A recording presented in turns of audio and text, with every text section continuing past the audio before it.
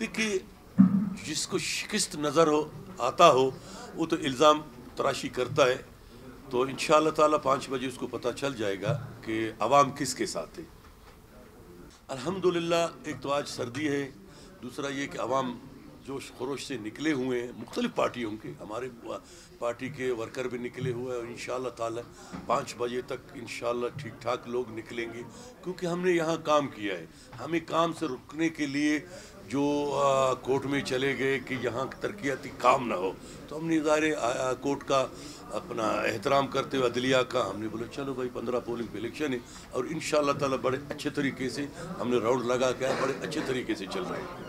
और आपको क्या तहफ़्फ़ुज़ात हैं इस हवाले से, क्योंकि मुखालफिन जो हैं उनकी जानिब से भी बाज़ इल्ज़ामात लगाए जा रहे हैं, तो आप उसको कैसे देखते हैं? देखिए, जिसको शिकस्त नज़र हो आता हो वो तो इल्ज़ाम तराशी करता है, तो इंशाअल्लाह ताला 5 बजे उसको पता चल जाएगा कि अवाम किसके साथ है।